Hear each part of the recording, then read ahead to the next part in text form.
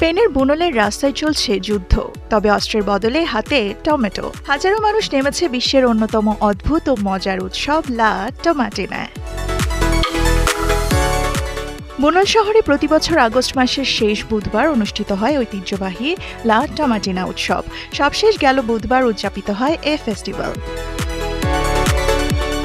এবারের লা টমাটিনায় অংশ নেন বিভিন্ন দেশ থেকে আসা 20,000-এর বেশি মানুষ।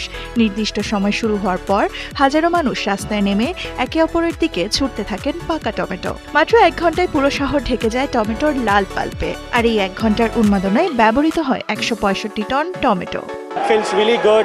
আমি সবসময় আগস্টের শেষ বুধবারের জন্য অপেক্ষা করে থাকি। এখানে আসি, টমেটো ছোড়াছুড়ি করি এবং দারুণ একটা সময় কাটাই। আমি টমেটো অনেক ভালোবাসি, তাই এখানে এসেছি। দারুণ একটা সময় কেটেছে, আশা করি আবারও আসতে পারবো।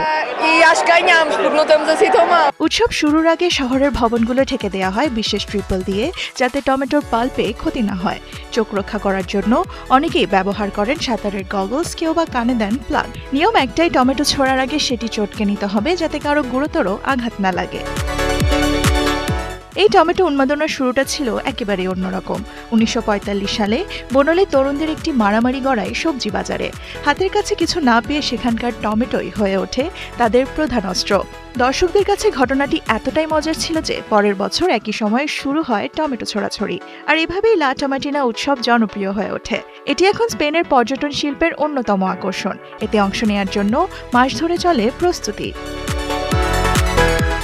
তবে এই অঞ্চলে লা টমাটিনার জনপ্রিয়তা বাড়ে 2011 সালে বলিউড সিনেমা জিন্দেগি না মিলেগি দোবারা মুক্তি পাওয়ার পর। 3 বন্ধুর স্পেন সফরের সবচেয়ে মজার অধ্যায়গুলোর একটি ছিল এই লা টমাটিনা।